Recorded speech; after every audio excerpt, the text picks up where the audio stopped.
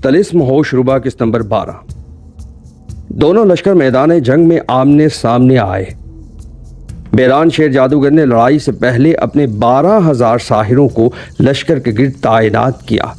उसने अपनी बारगाह में दाखिल न होने का फैसला किया क्योंकि अय्यार शक्ल बदल कर दरबार में घुस आए थे।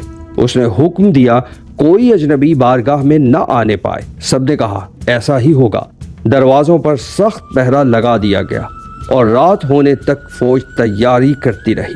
रात को जादुई नक्कारों की आवाज गूंजी, शबे अंबरीन नमूदार हुई, चरख के खजाने से चमक जमीन पर पड़ी और शरर का निशान आस्तीन में रहा। लश्कर तैयारियों में मसरूफ था, लेकिन अय्यार सरगाम शेरदिल आराम के बाद एक नई चाल के लिए निकला। उसने दरवेश का रूप धारा, जिस्म को खाक आलूद किया, बालों को बिखराया और जानों पर कमंद बांधी। बर्क फरंगी ने अपना हुलिया बदला, नाखून लंबे किए, एक हाथ खुश्क लकड़ी की तरह बनाया और दूसरे हाथ में शराब का घड़ा पकड़ा। वो बारगाहे बेराने शेर जादूगर के करीब पहुंचा। दरवाजे पर मौजूद 100 आदमियों से बचकर वो अंदर दाखिल हुआ। उसने किसी को जवाब न दिया और दरवेश की तरह दरवेशाना शानो बेनियाजी से सर झुकाए बढ़ता चला गया। साहिरों ने कहा ये कोई कामिल दरवेश है। वो उसके पीछे चल पड़े कि इससे कुछ पूछें। बर्क ने एक जगह रुक कर जमीन पर लकीरें खींचना शुरू की। जब साहिर करीब आए तो वो भागकर दूसरी तरफ चला गया और खाक उठाकर आसमान की तरफ फेंकी, मुंह से बुड़बुड़ाने लगा। साहिर फिर करीब आए तो वो दोबारा भागा और चक्कर लगाने लगा। आखिरकार बर्क ने साहिरों को लश्कर से दूर ले जाकर घड़ा जमीन पर रखा और झाड़ी में छुप गया। साहिरों ने कहा यह खुदा रसीदा दरवेश है, दुनिया से अलग है। इसने हमारे लिए ये घड़ा छोड़ा। उन्होंने घड़ा खोला जिस पर एक आनहूर रखा था। शराब देखकर वो खुश हुए और कहा इसे पीने से दुनिया और दीन का फायदा होगा। कुछ ने कहा ये उम्र बढ़ाने वाली शराब है। सबने एक एक घूंट पिया और बारगाहे बेरान की तरफ चल पड़े, दरवेश के गायब होने का अफसोस करते हुए। थोड़ी देर बाद शराब का जहर असर कर गया। सब बेहोश होकर जमीन पर गिरे, उनकी टांगे ऊपर और सर नीचे हो गए। बर्क झाड़ी से निकला और एक एक करके सब साहिरों को कत्ल करना शुरू किया। अचानक बर्फबारी शुरू हुई, आंधियां चलने लगी। साहिरों ने हंगामा मचाया। बेरान शेर जादूगर जो बारगाह में शराब पी रहा था, हंगामा सुनकर बाहर निकला और हाल देखकर हैरान रह गया। उसने देखा कि आसमान से बर्फ की सिलें गिर रही हैं। उसने सहर पढ़कर दस्तक दी, शोर थम गया। बेरान ने देखा एक दरवेश नुमा शख्स साहिरों के सर काटता फिर रहा है। उसने सहर पढ़ा, जमीन ने बर्क फरंगी के पैर पकड़ लिए। बेरान शेर जादूगर ने बर्क को गिरफ्तार करके बारगाह में लाया और पूछा ए नालायक, सच बता तू कौन है? बर्क ने कहा मैं मलकुल मौत हूँ, साहिरों की जान लेने आया हूँ। मुझे नहीं मालूम था कि इससे इतनी आफत आएगी। अगर गड़ा खोदकर इन्हें दफन कर देता तो क्या होता? बर्क ने मजीद कहा तू मुझे कत्ल कर, लेकिन मेरा साथी आएगा और तेरा फैसला कर देगा। बेरान जादूगर ने बर्क की जुर्रत देखकर कहा हैरत ने सच कहा था कि अय्यार आफत हैं। मैं तुझे सुबह कत्ल करूंगा। अभी मैं इसलिए नहीं मारता कि शायद कोई और अय्यार तुझे छुड़ाने आए तो उसे भी पकड़ लूं। बेरान जादूगर ने बर्क को मुक़ीद करके बारगाह के दरवाजों पर सख्त हिफाजत का हिसार लगाया और जादू पढ़कर पलंग पर लेट गया। उधर मेहतर कुरान ने दूर से बर्क की गिरफ्तारी देखी। वो साहिर की शक्ल बनाकर बेरान जादूगर के लश्कर में दाखिल हुआ। वो बारगाह में जाना चाहता था, लेकिन ख्याल आया कि हिसार सख्त है, निकलना मुश्किल होगा। उसने रात भर लश्कर के गिर्द चक्कर लगाए, लेकिन कुछ ना कर सका। आखिर उसने बर्क की रिहाई का मंसूबा बनाया। सुबह हुई, बेरान बेदार हुआ। उसने चंद जाम शराब पिए और बारगाह से बाहर आया। उसने बर्क को मुक़ीद देखा और साहिरों को हुक्म दिया कि सवारी तैयार करें। उसने कहा जब वापस आऊँगा इस बेअदब अय्यार को कत्ल करूँगा। साहिरों ने सवारी लाकर हाजिर की और बेरान जादूगर सहरा की तरफ रवाना हुआ। मेहतर कुरान ने उसे जाते देखा और अपनी चाल के लिए तैयारी शुरू की। ये यहाँ वाज़ेह करना ज़रूरी है कि मेहतर कुरान नबियों का वदियत करदा है। उसके एक इशारे पर जंगली जानवर सर झुका देते हैं। मेहतर कुरान ने जंगल से एक शेर को पकड़ा। उसने बेरान शेर जादूगर के शेर को देखा था। उसने एक चाल चली, शेर को रास्ता दिया और बेरान की सूरत बनाकर उस शेर पर सवारी करता हुआ बारगाह के करीब पहुंचा। साहिरों ने उसे अपना मालिक समझकर इस्तकबाल किया। मेहतर कुरान ने हुक्म दिया इस अय्यार यानी बर्क को मेरे पास लाओ, मैं इसे मारूफ के लश्कर के सामने कत्ल करूंगा। ساحروں نے جادو ختم کیا اور برق کو لے آئے۔ محتر قرآن نے اسے صحرا کے کنارے لے جا کر چھوڑ دیا اور کہا جاؤ عیاری کرو۔ برق نے شیر پر سوار محتر قرآن کو دیکھا اور حیرت سے بولا خدا نے تمہیں ایسی عیاری عطا کی کہ جنگل سے شیر پکڑ لائے۔ دونوں جنگل میں گئے۔ محتر قرآن نے شیر سے تمام سامان اتار کر اسے چھوڑ دیا۔ شیر بھاگ گیا اور برق نے صورت بدل کر بحران کے قتل کے لیے لشکر میں داخل ہو کر چکر لگانا شروع کیا۔ بحران بارگاہ میں پہنچا تو دیکھا کہ قیدی عیار غائب ہے۔ اس نے ساحروں سے پوچھا وہ عیار کہاں ہے؟ ساحروں نے قسمیں کھائیں کہ آپ اسے خود لے کر گئے تھے۔ بحران حیران رہ گیا کہ عیار اس کی صورت بنا کر یہ کام بھی کر گئے۔ اس نے دل میں سوچا اب جان بچانا مشکل ہے۔ اس نے ساحروں کو حکم دیا اگر حیرت یا افراسیاب بھی آئیں تو بغیر میری اجازت بارگاہ میں نہ آنے دینا اور گرفتار کر لینا۔ ہو سکتا ہے عیار ان کی شکل اختیار کر کے آئیں۔ وہ شراب پینے لگا اور فیصلہ کیا کہ شام کو طبل جنگ بجوا کر کل ماروخ اور اس کے لشکر سے مقابلہ کرے گا۔ دوسری طرف حیرت اور افراسیاب شہر ناپرسان میں بیٹھے تھے۔ حیرت نے کہا شہنشاہ میرا بھانجا بحران 2 روز سے لڑنے گیا ہے، کتاب سامری دیکھ کر اس کی خیریت بتائیں۔ افراسیاب نے کتاب دیکھی اور برق و قرآن کی عیاریوں کا حال بتایا۔ حیرت بدحواس ہوئی اور بولی ان عیاروں نے ہر جگہ تباہی مچا دی ہے، میں ان حرام زادوں کو قتل کر دوں گی۔ اس نے اپنی وزیر زادی کو جادو سے تیاری کا حکم دیا۔ حیرت نے زمرد جادوگر کو بلا کر ایک خط لکھا کہ بحران کو فوراً اس کے پاس آنے کو کہو لیکن لشکر ساتھ نہ لائے۔ زمرد جادوگر جو بہت خوبصورت تھی، چاند سا چہرہ، ریشمی زلفوں اور موتیوں جیسے دانتوں والی، لشکر بحران کی طرف روانہ ہوئی۔ اس کی خوبصورتی ایسی تھی کہ ہر کوئی فدا ہو جاتا تھا۔ جب وہ بارگاہ کے قریب پہنچی ساحروں نے اسے گھیر کر قید کر لیا۔ انہوں نے بحران سے کہا زمرد جادوگر آئی ہے لیکن ہم نے اسے قید کر لیا ہے کیونکہ عیار چھپ کر آتے ہیں، ہو سکتا ہے وہ کوئی عیار ہو۔ بحران نے حکم دیا کہ زمرد جادوگر کو اندر لایا جائے۔ اس نے اپنی جادوئی انگوٹھی زمین پر رکھی اور کہا اگر تم سچی زمرد جادوگر ہو تو اسے اٹھاؤ ورنہ ہاتھ چل جائے گا۔ زمرد نے کہا پہلے تو مجھے قید کیا، اب امتحان لیتے ہو۔ اس نے جادو پڑھ کر انگوٹھی اٹھائی اور سند پر مہر لگائی۔ بحران نے اسے شراب کا جام دیا لیکن زمرد نے کہا میں شراب نہیں پیتی، اگر تمہیں عیاروں کا ڈر ہے تو لڑنے ہی کیوں آئے ہو؟ بحران جادوگر زمرد کی خوبصورتی پر فریفتہ ہو گیا اور تنہائی میں اس سے وصل کی بات کی۔ زمرد نے شراب پینے سے انکار کیا اور کہا ایسی باتیں نہ کرو ورنہ میں تمہاری خالہ حیرت سے کہوں گی۔ اس نے حیرت کا خط دیا اور رخصت ہو گئی، جبکہ بحران جادوگر زمرد جادوگر کے عشق میں مبتلا ہو گیا۔ ادھر برق جو لشکر کے گرد عیاری کی فکر میں تھا نے زمرد جادوگر کو جاتے ہوئے دیکھا تو اس کے ساتھ ہو لیا۔ برق نے زمرد جادوگر کی صورت دھاری، جواہرات سے سجا دھانی جوڑا پہنا اور گلزار کو روشن کرتی ہوئی بارگاہ میں داخل ہوا۔ اس کی خوبصورتی ایسی تھی کہ کالی آنکھیں غزال کی طرح دلکش، رخسار چاند جیسا اور ہر ادا قاتلانہ تھی۔ وہ ایسی حسینہ تھی کہ اس کے سامنے کوئی بھی عاشق دل ہار جاتا۔ اس نے شراب کا جام ہاتھ میں لیا جو بے ہوشی سے آلودہ تھا۔ دن ڈھلا اور بحران شیر جادوگر جو جنگ ملتوی کر کے آیا ساحروں کو لشکر کی حفاظت کا حکم دے کر حیرت کے پاس چلا گیا۔ وہ گلزار میں پہنچا جہاں برق زمرد جادوگر کی شکل میں بیٹھا تھا۔ برق نے اسے دیکھ کر عاشقانہ شعر پڑھا۔ بحران نے اسے دیکھا اور حیرت سے پکارا اے ملکہ زمرد تو یہاں کیسے؟ بحران کا دل بے اختیار دھڑک اٹھا۔ وہ زمرد جادوگر کی عشق کی آگ میں جل رہا تھا اور اسے اپنے سامنے پا کر بے قرار ہو گیا۔ برق جو زمرد جادوگر کی شکل میں تھا اس نے بحران سے کہا اے عاشق تو محبت کے دشت میں آوارہ ہے، ہم سے پوچھتا کیا ہے؟ بحران نے کہا بارگاہ میں تو نے مجھے چھیڑا کیونکہ سارا لشکر وہاں تھا، تو نے شام کو آنے کا وعدہ کیا تھا اسی لیے میں تجھے ملنے آیا ہوں۔ بحران جادوگر نے زمرد کا ہاتھ پکڑ کر بوسہ مانگا۔ زمرد نے کہا الگ رہو، ہم دن بھر فریاد کرتے کوہ دشت میں پھرتے ہیں اور تو اب محبت جتانے آیا ہے۔ بحران نے کہا جس دن سے تجھے بارگاہ میں دیکھا ہے میں بے قرار ہوں، تیری یاد میں تڑپ رہا ہوں۔ زمرد نے کہا اے بحران تو ہم سے 2 بول کہتے، تم ہمارے ہو ہم تمہارے ہیں۔ اس نے رخسار پر ہاتھ رکھا اور گلے لگایا۔ بحران اس کی محبت میں مغلوب ہو گیا اور شادی کی خواہش کا اظہار کیا۔ زمرد نے کہا شراب پی لے مزہ آئے گا۔ اس نے سراہی سے جام میں شراب نکالی جو بے ہوشی سے آلودہ تھی۔ بیران نے محبت سے جام پیا اور بے ہوش ہو کر گر پڑا۔ زمرد یعنی برق نے سوچا یہ جام نہیں موت کا حال ہے۔ اصلی زمرد جادوگر حیرت کے پاس پہنچی اور بولی کہ بیران نے شام کو آنے کا وعدہ کیا تھا۔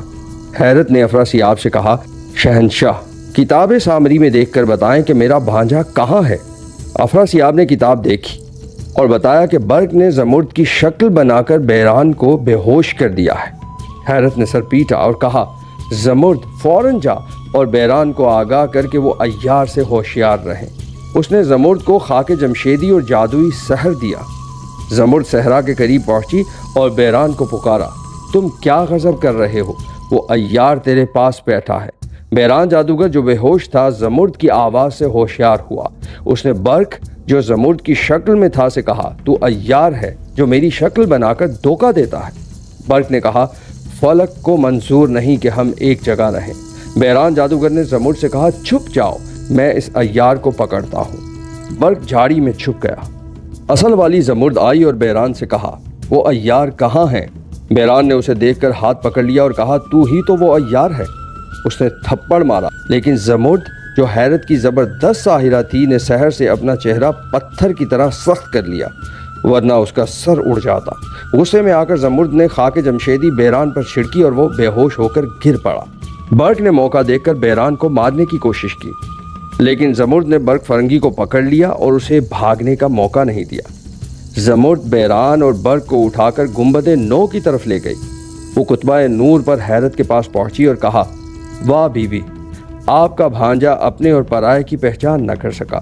اس نے مجھے تھپڑ مارا، اگر کوئی اور ساحرہ ہوتی تو مر جاتی۔ یہ عیار جو اس کے ساتھ تھا آپ کی نوکری نہیں کرتا۔ حیرت نے زمرد کی دلداری کی اور بیران کو ہوش میں لائی۔ جب اس کی آنکھیں کھلی تو حیرت اور افراسیاب نے اسے حالات سمجھائے۔ حیرت نے بیران کو دیکھ کر کہا بیٹا تو نے اپنے اور پرائے کی پہچان نہ کی۔ اس نے برق کی طرف دیکھ کر کہا تم نے زمرد کی شکل کیوں بنائی؟ اس سے کیا فرق پڑتا کہ تو اس کی صورت بناتا یا کسی اور کی؟ عیاری کی جگہ تو رنڈی کرتا ہے۔ حیرت نے سحر پڑھ کر پھونکا تو روغن عیاری اڑ گیا جس سے برق کی اصلی شکل ظاہر ہوئی۔ اس نے کہا میں تجھے چھوڑتی ہوں، جا کر مارخ سے کہہ کہ تیری قضا آئی ہے، وہ خود چلی آئے اور میں شہنشاہ سے تیری خطا معاف کرواؤں گی۔ برق نے جواب دیا یہ زندگی چند دن کی ہے، مارخ تمہارے باپ کی نوکر نہیں کہ دوڑی آئے۔ حیرت نے غصے میں ایک ساحر کو حکم دیا کہ اس بے ادب کا سر کاٹ ڈالے۔ برق نے خدا سے دعا مانگی اے رب کائنات تو ہی اس کائنات کا خالق و مالک ہے، تیری رضا کے بغیر پتا تک نہیں ہل سکتا، تو ہی سب کی حفاظت کرنے والا ہے، میری حفاظت فرما۔ برق کی دعا قبول ہوئی۔ بیران نے کہا خالہ جان اس عیار نے مجھے ذلیل کیا، اسے میرے حوالے کرو تاکہ میں ماروخ کے لشکر کے سامنے اسے قتل کروں اور سب کو عبرت دوں۔ حیرت نے کہا بیٹا اب تجھے نہیں جانے دوں گی۔ بیران نے اصرار کیا مجھے جانے دیں، اگر نہ جانے دیا تو اپنا گلا کاٹ دوں گا۔ اس نے خنجر گلے پر رکھا۔ حیرت نے مجبوراً اجازت دی اور کہا جلد جا اس عیار کو قتل کر اور ماروخ کے لشکر کا خاتمہ کر، میں نامی ساحروں کو تیری مدد کے لیے بھیجوں گی۔ بیران نے کاغذی شیر کو جادو سے زندہ کیا، برق کو اس پر بٹھایا اور خود بھی سوار ہو کر اپنے لشکر کی طرف چل پڑا۔ ادھر مہتر قرآن جس نے برق کو رہا کروایا تھا کچھ دیر کے بعد آیا تو برق فرنگی کو وہاں نہ پایا، بہت پریشان ہوا اور ادھر ادھر اس کو ڈھونڈنے لگا۔ مہتر قرآن اس صحرا میں پہنچا جہاں برق گرفتار ہوا تھا۔ اس نے دیکھا کہ بیران شیر جادوگر برق کو کاغذی شیر پر بٹھا کر لے جا رہا ہے۔ مہتر قرآن نے ایک خط لکھا، اسے لفافے میں بند کیا اور اس میں بے ہوشی کا غبار ڈالا کہ اگر کوئی اسے زور سے کھولے تو غبار اڑے۔ حیرت کی مہر لگا کر ساحر کی شکل بنائی اور بیران کو پکارا۔ بیران جو دور نکل گیا تھا مہتر قرآن کی آواز سنی اور قریب آیا۔ بیران نے کہا کہ میں نے تجھے اس سے پہلے نہیں دیکھا۔ مہتر قرآن نے کہا ملازم ہر وقت سامنے نہیں رہتے، ملکہ نے مجھے بلا کر حکم دیا تو میں حاضر ہوا۔ بیران نے کہا کہ یہاں اندھیرا ہے، لشکر میں چل، اگر ساحر ہے تو جادو کی مشل جلا کر اس کو پڑھ ورنہ میں جاتا ہوں۔ بیران نے غیرت میں تنکا اٹھا کر مشل جلا دی اور قرآن کے ہاتھ میں دی کہ خط پڑھ سکے۔ مہتر قرآن نے مشل لی، بیران نے خط کھولا، بے ہوشی کا غبار اڑا جو بیران کے منہ اور ناک سے دماغ میں پہنچا۔ بیران چکرا کر گر پڑا اور بے ہوش ہو گیا۔ مہتر قرآن نے اس کے سر پر وار کیا اور اسے ہلاک کر دیا۔ شور مچا اور برق آزاد ہو گیا۔ مہتر قرآن کے ساتھ جنگل کی طرف بھاگ گیا۔ وہ ماروخ، شکیل اور اسد کے پاس پہنچے اور بتایا کہ بیران جادوگر مارا گیا ہے۔ شکیل نے فوج کو حکم دیا اور 40,000 ساحروں نے حملہ کیا۔ فولادی گولوں، نارنج اور جادوئی سوئیوں کی بارش ہوئی۔ بیران کی فوج غافل تھی۔ ہزاروں ساحر ایک دم مارے گئے۔ آندیاں اٹھیں، بجلیاں گری اور خون کے دریا بہنے لگے۔ ماں جبین دل آرام کے ساتھ جادوئی آگ اور پانی برساتی ہوئی میدان جنگ میں آئی۔ بیران جادوگر کے لشکر کے ساحر سینہ سپر کر کے لڑ رہے تھے، لیکن ماروخ کی تلواروں نے تہلکہ مچا دیا۔ ہزاروں ساحر مارے گئے اور خون کی ندی بہنے لگی۔ عمروں نے جنگل سے نکل کر خنجر اور عیاری کی گلیم کندھے پر رکھی اور کہا، اگر ساحروں کے درمیان نہ گیا تو یہ گلیم اوڑھنے کا فائدہ کیا؟ اس نے جنگ شروع کی۔ عمروں خیمے کے قریب پہنچا اور دشمنوں کو نیست و نابود کر دیا۔ پھر عمروں نے دشمن کے لشکر میں جالے الیاسی مارنا شروع کیا۔ خیمے سمیت تمام مال و اسباب جالے الیاسی میں پھنس کر لمحوں میں عمروں کی زنبیل میں منتقل ہو گیا۔ بیران جادوگر کے لشکر کے ساحر دریائے خون اروان سے بھاگ کر گنبد نو میں پہنچے۔ افراسیاب اور حیرت کو خبر ملی کہ بیران جادوگر کی فوج ہار کر بھاگ آئی ہے۔ حیرت نے گھبرا کر پوچھا، میرے بیٹے کا کیا حال ہے؟ جب بتایا گیا کہ عیار اسے مار چکے ہیں، حیرت نے سر پیٹ کر ماتم کرنا شروع کر دیا۔ گنبد نو میں ماتم بھرپا ہو گیا۔ آندھیاں چلیں اور بیران کی لاش کی تدفین کا انتظام شروع ہو گیا۔ دوسری طرف ماں جبین کی بارگاہ میں نکارے بجنے لگے۔ افراسیاب نے حیرت سے کہا، مجھے اجازت دو کہ ان نمک حراموں کو قتل کروں۔ افراسیاب نے کہا، میں ایک ایسا شخص بھیجتا ہوں جو عیاروں سے بے ہوش یا قتل نہیں ہوگا۔ اس نے جادو پڑھ کر دستک دی۔ ایک طویل قامت، زشت رو، آگ کے گھوڑے پر سوار ساحر 12,000 ساحروں کے ساتھ حاضر ہوا۔ افراسیاب نے کہا، عیار طلسم میں گھس آئے ہیں، بیران کو انہوں نے مار دیا ہے۔ اب تم 12 روئیں تن ساحروں کے ساتھ جاؤ، یہ نہ بے ہوش ہوں گے نہ کوئی انہیں قتل کر سکے گا، سب کو باندھ کر لے آؤ۔ فولاد نے عرض کیا، شہنشاہ مجھے پتلوں کی ضرورت نہیں، میں اکیلا ہی کافی ہوں۔ شہنشاہ افراسیاب نے حکم دیا کہ روئیں تن ساحروں کے ساتھ جائے اور عیاروں کا خاتمہ کرے۔ وہ تلواریں لے کر زمین سے نکلے اور لشکر کے ساتھ روانہ ہوئے۔ افراسیاب نے فولاد بے ہوشی خوار سے کہا، تم شراب میں زہر ملا کر پیتے ہو، نہ کوئی تیر تلوار اور نہ ہی کوئی حربہ تم پر اثر کرتا ہے، نہ کوئی ساحر یا پہلوان تم سے لڑ سکتا ہے۔ پھر بھی احتیاطاً کہا، 12,000 ساحروں کے ساتھ میں تمہیں روانہ کر رہا ہوں۔ دریا عبور کر کے وہ ماں جبین کے لشکر کے قریب پہنچے۔ نکاروں کی آواز گونجی۔ ماروخ نے جادوئی طائروں کو خبر لانے کے لیے بھیجا۔ طائر اڑے، دشمن کی خبر لے کر واپس آئے اور سارا احوال بیان کیا۔ ماروخ نے فولاد کا نام سن کر عمروں سے کہا، انا للہ و انا الیہ راجعون۔ یہ حرام زادہ نہ مرتا ہے نہ بے ہوش ہوتا ہے، کوئی حربہ اس پہ اثر نہیں کرتا۔ عمروں نے کہا، ملکہ خدا کی مدد مانگو۔ بڑے سرکشوں کی دعائیں کیں کہ موت نہ رات کو آئے نہ دن کو آئے، نہ لیٹے وقت نہ کھڑے ہوتے وقت، لیکن خدا نے اپنی شان دکھائی اور وہ سب فنا ہوئے۔ فولاد جادوگر کو بھی اطمینان ہے کہ وہ کبھی نہیں مرے گا، لیکن اس کی قضا آ گئی ہے۔ فولاد نے اپنی بارگاہ سے نکل کر کہا، میں دشمنوں کو خاک میں ملا دوں گا، کوئی حربہ مجھ پر اثر نہیں کرتا۔ میں عیاروں کو قتل کر کے شہنشاہ کی خدمت میں پیش کروں گا۔ وہ اپنے لشکر کے ساتھ روانہ ہوا۔ ادھر عیار پہلے ہی تدبیریں بنا رہے تھے۔ مہتر قرآن جب سے دشمن کی فوج آئی تھی، عیاری کی فکر میں تھا۔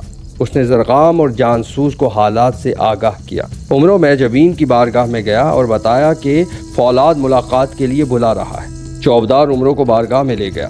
وہاں فولاد تخت پر بیٹھا تھا، سر پر آگ جیسا دہکتا تاج تھا۔ ہزاروں شاہ آگ کے دنگل سے نکلتے دکھائی دیے، موتیوں کے ہار گلے میں اور سونے کی زنجیریں کمر سے۔ جب وہ بولتا چنگاریاں نکلتی۔ عمروں نے سلام کیا اور فولاد نے اشارے سے پوچھا، کون ہو؟ عمروں نے کہا کہ میں قلعہ رنگین معار کا رہنے والا ہوں۔ ماروخ نے میرا سب کچھ چھین لیا، میں اس کی بربادی کی دعا مانگتا ہوں، لیکن میں اس کا مقابلہ نہیں کر سکتا۔ آپ کی آمد سے خوشی ہوئی، میں آپ کی خدمت میں حاضر ہوں۔ فولاد نے کہا، بہت خوب، تم نے اچھا کیا جو آئے، یہ گھر تمہارا ہے۔ ہم عیاروں کو قتل کر کے ان کا مال شہنشاہ کو پیش کریں گے۔ باغیوں کو سبق دیں گے۔ ادھر زرغام اور جانسوز لشکر میں گھوم رہے تھے اور فولاد تک پہنچنے کی فکر میں تھے۔ انہوں نے دیکھا کہ بارگاہ سے کچھ خدمتگار نکل کر جا رہے ہیں۔ عیاروں نے خدمتگاروں سے کہا کہ وہ عطر بیچنے آئے ہیں۔ انہوں نے 2 شیشے عطر دیے جنہیں سونگھ کر خدمتگار بے ہوش ہو گئے۔ عیاروں نے ان کے کپڑے اتار کر ان کی شکل بنائی اور بارگاہ میں داخل ہو گئے اور فولاد کے پیچھے کھڑے ہو گئے۔ عمرو جو ساحر کی شکل میں تھا اس نے انہیں پہچان لیا۔ فولاد کے جامع شراب میں بے ہوشی کا سفوف ملایا۔ فولاد نے شراب دیکھ کر پہچان لیا کہ اس میں کچھ گڑبڑ ہے اور پہچان لیا کہ اس کے سامنے عمرو عیار ہے۔ اس نے جادو پڑھ کر عمرو کے گلے پر پھونکا جس سے وہ بے ہوش ہو گیا۔ فولاد نے کہا کہ اے عیار، میں نے جان لیا کہ تو مجھے قتل کرنا چاہتا ہے۔ جتنی چاہے عیاری کر، تو میرا کچھ نہیں بگاڑ سکتا۔ ادھر زرغام اور جانسوز نے استاد کو گرفتار ہوتا دیکھ کر فوراً فولاد جادوگر پر خنجر سے وار کیے، لیکن فولاد کے جسم پر اثر نہ ہوا۔ خنجر ٹوٹ گئے۔ فولاد نے جادو سے دونوں کو منہ کے بل گرا دیا۔ ساحروں نے عمرو، زرغام اور جانسوز کو گرفتار کر کے بارگاہ میں پیش کیا۔ فولاد نے جادوئی حصار بنایا، ایک خیمہ کھڑا کیا اور تینوں عیاروں کو اس میں قید کر دیا۔ اس نے کہا کہ شہنشاہ کی عنایت سے تمام باغی اپنے انجام کو پہنچیں گے۔ اب طبل جنگ بجے گا اور محجبین کا خاتمہ ہوگا۔ نقارے بجے اور لشکر تیار ہوا۔ طائروں نے محجبین کے دربار میں جا کر عیاروں کی گرفتاری اور جنگ کی تیاری کی خبر دی۔ محجبین نے کہا عیار گرفتار ہو گئے، فولاد سے مقابلہ مشکل ہے، اگر رائے دیں تو رات کو بھاگ کر صاحب قرآن کے پاس چلیں، وہ مقابلہ کر سکیں گے۔ اسد نے کہا ملکہ، عیار 1000 بار قید ہوئے اور چھوٹ گئے، بھاگنا مناسب نہیں، طبل جنگ بجاؤ، ہم مقابلہ کریں گے۔ معروف اور شکیل نے 400 زبردست ساحر بلائے۔ ڈھول بجے، موم کے پرندوں کو آگ میں ڈالا اور وعدہ کیا کہ دشمن کو بھینٹ چڑھائیں گے۔ لشکر تیار ہوا اور ہر طرف جنگ کی تیاری شروع ہوئی، جو رات بھر تیاری چلتی رہی۔ جنگی نعرے بلند ہوئے۔ صبح صادق کے وقت تاریکی چھٹی، سورہ نور کی تلاوت ہوئی اور سورج نکلا۔ معروف کا لشکر اپنے سپہ سالاروں کے ہمراہ صفا راہ ہوا۔ ادھر فولاد رات بھر اپنے جادو کی تیاری میں مصروف تھا۔ صبح ہوتے ہی وہ اپنے جادوئی گینڈے پر سوار ہوا اور 12,000 ساحروں کے ساتھ میدان جنگ کی طرف روانہ ہوا۔ اس کے ساتھ تلواریں چمکتی تھیں اور وہ جادوئی گھنٹوں اور ناقوسوں کی آوازوں کے ساتھ آگے بڑھا۔ اس کا گینڈا زور زور سے دھاڑتا ہوا چلا، جس سے زمین پر دراڑیں پڑنے لگی، جیسے کوہ کاف کا رخ بدل رہا ہو۔ دوسری طرف معروف اور ماجبین کا لشکر بھی جوش و خروش کے ساتھ میدان میں آیا۔ انہوں نے جادو سے بادل برسائے اور بجلیاں گرائیں، جس سے میدان جنگ صاف ہو گیا۔ انہوں نے اپنی فوج کو ترتیب دیا اور نقیب اعلانات کرنے لگے کہ آج رستم جیسے بہادر اپنی طاقت دکھائیں گے۔ وہ تلواروں اور ڈھالوں کے ساتھ لڑائی کے لیے تیار تھے اور کہہ رہے تھے کہ آج جنگ کا دن ہے، نام کمانا ہے۔ جب نقیب خاموش ہوئے، فولاد نے اپنا گینڈا اڑایا اور میدان میں آ کر زور سے دھاڑا۔ اس نے دشمن کے ایک گروہ کو للکارا کہ وہ جنگ کے لیے تیار ہو جائیں۔ یہ دیکھ کر شکیل نامی جادوگر اپنے مرکب سے اترا اور تخت کے سامنے ہاتھ جوڑ کر اجازت مانگی۔ اس نے فولاد جادوگر کے مقابل آ کر کہا تم کون سا ہتھیار چاہتے ہو؟ شکیل نے اپنی سحر کاریاں شروع کی۔ اچانک اندھیرا چھا گیا۔ اس اندھیرے میں کچھ جادوئی پنجے، نیزے اور تلواریں فولاد پر حملہ آور ہوئیں۔ فولاد نے اپنے گینڈے کو آگے بڑھایا اور ایک مٹھی بھر کر مٹی اٹھا کر آسمان کی طرف اچھالی۔ اس سے اندھیرا ختم ہوا اور روشنی پھیل گئی۔ فولاد نے ایک جادوئی گولا پھینکا جس سے شکیل کے گرد دھواں چھا گیا اور وہ بے ہوش ہو گیا۔ اس کے بعد پے در پے کئی ساحر آئے، مگر فولاد جادوگر سحر کا گولا پھونکتا، جادوگروں کی طرف دھواں پھیل جاتا اور تمام جادوگر بے ہوش ہو جاتے اور پھر فولاد انہیں باندھ لیتا۔ اس کے بعد معروف میدان میں اتری۔ اس نے ایک زبردست ساحری کی جس سے چاروں طرف سے آندھی اٹھی۔ اس آندھی نے فولاد کے جادوئی دھوئیں کو بکھیر دیا۔ معروف نے ایک اور جادو کیا جس سے زمین پھٹ گئی اور ایک زوردار دھماکہ ہوا۔ ایک اژدہا نمودار ہوا۔ اس نے سانس کھینچا تو فولاد جادوگر کھینچا چلا گیا۔ اژدہا فولاد کو نگلنے کو تھا کہ فولاد جادوگر نے افراسیاب کے بھیجے ہوئے ساحری پتلوں کو مدد کے لیے پکارا۔ پھر وہ پتلے معروف پر جھپٹ پڑے۔ معروف نے بہت ہاتھ پاؤں چلائے مگر فولادی پتلوں نے اسے بے ہوش کر کے باندھ دیا اور پھر گھسیٹتے ہوئے فولاد جادوگر کے سامنے لا کر کھڑا کر دیا۔ فولاد جادوگر نے ملکہ معروف کو بیڑیاں ڈال کر قید کر لیا۔ اتنی دیر میں ماجبین کی پکار پر ساحروں کا لشکر فولاد جادوگر پر ٹوٹ پڑا۔ یہ منظر دیکھ کر فولاد نے اپنا جادو دکھایا۔ اس نے میدان جنگ کے چاروں کونوں پر 4 جادوئی گولے پھینکے۔ 2 گولے زمین میں دھس گئے اور زمین سے آگ کے شعلے اٹھنے لگے۔ اس آگ سے ماجبین کی فوج کے چاروں طرف آگ کی دیواریں بن گئی اور گہرا دھواں پھیل گیا۔ یہ دھواں اتنا گہرا تھا کہ ہر چیز چھپ گئی۔ جو ساحر دیوار سے نکلنے کی کوشش کرتا آگ اسے جلا دیتی، جو اڑ کر جانے کی کوشش کرتا دھواں اسے بے ہوش کر دیتا۔ اب ماجبین اور اس کے سارے لشکر کو آگ کی دیواریں پوری طرح سے گھیر چکی تھیں۔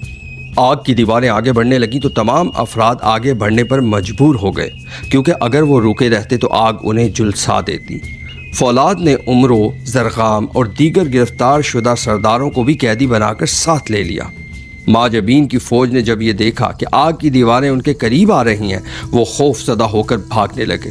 وہ خدا سے مدد مانگتے ہوئے روتے اور چلاتے رہے۔ فولاد اپنی فوج کے ساتھ فتح مندانہ انداز میں آگے بڑھ رہا تھا۔ فولاد جادوگر فتح کے نشے میں چور کہکہے لگا رہا تھا۔ دور سے محتر قرآن اور برق فارنگی نے یہ سب دیکھا تو رو پڑے۔ برق نے قرآن سے کہا، میں اس فولاد کو خنجر مار کر اس کے ٹکڑے کر دوں گا یا اپنی جان دے دوں گا۔ محتر قرآن نے جواب دیا، اے بھائی، اس ساحر پر کوئی حربہ کام نہیں کرتا، نہ جادو اسے بے ہوش کر سکتا ہے، نہ کوئی چال اس پر اثر کرتی ہے۔ بس خدا کو یاد کرو اور اس کے ساتھ چلو، جہاں یہ رکتے ہیں وہاں ہم کوئی تدبیر کریں گے۔ چنانچہ محتر قرآن اور برق چھپ کر الگ الگ راستوں سے آگے بڑھنے لگے۔ افراسیاب نے کتاب میں یہ سارا احوال دیکھا تو بہت خوش ہوا۔ افراسیاب نے غصے میں کہا، ان نمک حراموں کو سزا دینے کا وقت قریب آ گیا ہے۔ حیرت نے کہا کہ شہنشاہ کے حکم سے سب کو دار پر چڑھایا جائے گا۔ افراسیاب نے چند ساحروں کو حکم دیا کہ وہ قیمتی خلط لباس اور ایک خط تیار کریں جس میں لکھا ہو کہ جنگ ختم ہو گئی ہے اور فتح حاصل ہوئی ہے۔ یہ خلط اور خط فولاد کے پاس بھیجے اور اسے شاہی مہربانیوں سے نوازا جائے۔ اس کے علاوہ قیدیوں کو باغ عشرت لے جانے کا حکم دیا جائے جو شہر فرمان اور خونروان دریا کے قریب واقع ہے۔ افراسیاب نے کہا کہ تمام قیدیوں کو وہاں لے جاؤ اور انہیں ایسی سزا دو کہ دوسروں کو عبرت حاصل ہو۔ ساحر فولاد کے پاس خط اور خلط لے کر پہنچے۔ فولاد اس تحفے سے بہت خوش ہوا اور ساحروں کو رخصت کر کے باغ عشرت کی طرف روانہ ہوا۔ باغ عشرت کے سامنے ایک وسیع میدان اور صحرا تھا جہاں دار یعنی پھانسی کے تختے لٹکائے گئے تھے۔ جلادوں کو بلایا گیا جن کے کندھوں پر خون آلود تلواریں تھیں۔ وہ تیار کھڑے تھے کہ شہنشاہ کے حکم سے قیدیوں کے سر تن سے جدا کر دیے جائیں۔ جلادوں نے بلند آواز میں کہا، اے سلطان، ہم تیار ہیں، بتائیں کہ کون سے گناہگار کو کیا سزا دینی ہے۔ افراسیاب نے حکم دیا کہ تمام قیدی کل یا پرسوں تک سالار کے ساتھ حاضر کیے جائیں۔ جلادوں نے تیاری شروع کر دی اور شاہی انعام کی امید میں مصروف ہو گئے۔ باغ عشرت میں عیش و عشرت کا ماحول بن گیا۔ ناچ گانا شروع ہوا، موسیقی بجائی گئی، درختوں پر روشنائیاں سجائی گئیں اور فواروں سے پانی چھوٹنے لگا۔ دوسری طرف فولاد قیدیوں کو لے کر شہر فرمان کے قریب پہنچا۔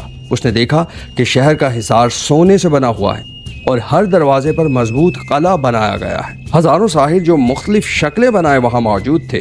وہ آگ کے شعلے اگلتے اور خوفناک آوازیں نکال رہے تھے۔ اس قلعے کی ملکہ ایک طاقتور ساحرہ تھی جو حسن و جمال اور جادوئی طاقت کی مالکہ تھی۔ اس کے پھولوں جیسے تخت پر خوبصورت پھول کھلے تھے۔ جب اسے خبر ملی کہ فولاد جادوگر آ رہا ہے جو حسن و جمال اور جادوئی طاقت کی مالکہ تھی، اس کے پھولوں جیسے تخت پر خوبصورت پھول کھلے تھے۔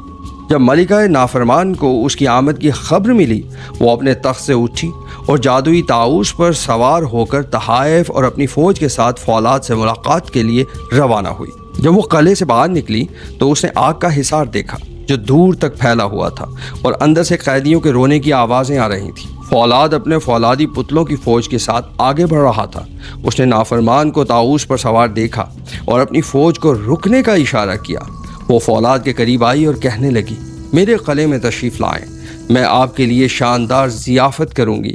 اگر آپ نہ آئے تو میری دل آزاری ہوگی۔ فولاد نے سوچا کہ وہ دور سے سفر کر کے آیا ہے اور اسے آرام کی ضرورت ہے۔ اس نے کہا، میرے ساتھ گناہگار قیدی ہیں اور مجھے آگے جانا ضروری ہے، لیکن آپ کے اصرار پر میں آپ کے شہر ضرور آؤں گا۔ یہ کہہ کر وہ نافرمان کے وعدے کے ساتھ شہر کی طرف چل پڑا۔ نافرمان نے شہر میں فولاد کے استقبال کے لیے شاندار تیاری کا حکم دیا۔ دکانیں خوبصورتی سے سجائی گئیں، دکانداروں نے قیمتی لباس پہنے اور شہر کو پھولوں اور روشنیوں سے آراستہ کیا۔ خوبصورت عمارتیں بنائی گئیں اور دعوت کا زبردست انتظام کیا گیا۔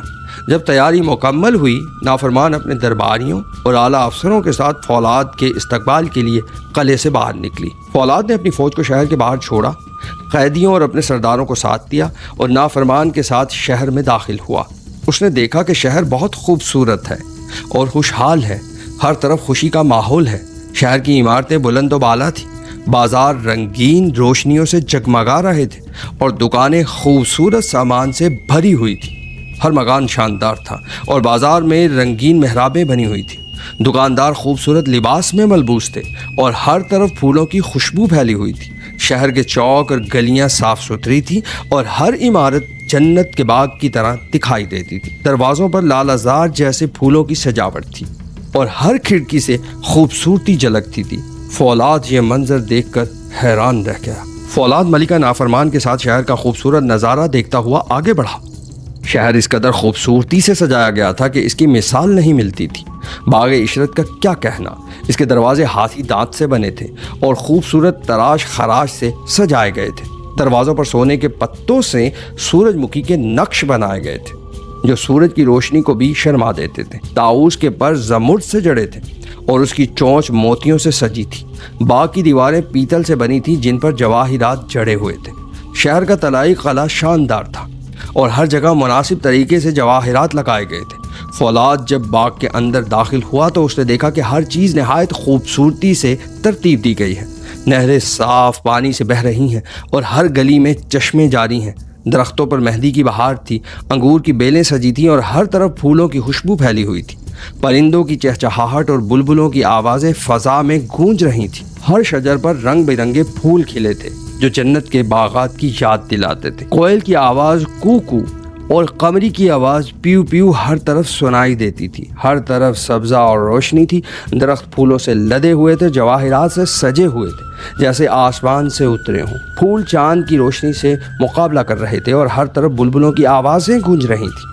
ایک عظیم الشان بارہ دری تھی، اس کے بیچ میں ایک شاندار تخت تھا جس پر شاہی قالین بچھا ہوا تھا۔ عیش و عشرت کا سامان موجود تھا، شیشے کے برتن سجائے گئے تھے اور شراب کے جام پیش کیے جا رہے تھے۔ نافرمان ہر طرف انتظامات کرتی پھرتی تھی۔ رات کی چاندنی، خوبصورت گلوکاروں کی آوازیں اور عیش و عشرت کا ماحول، لیکن اس سب کے باوجود محتر قرآن اور برق کے دل کی حالت ابھی بھی پریشان تھی۔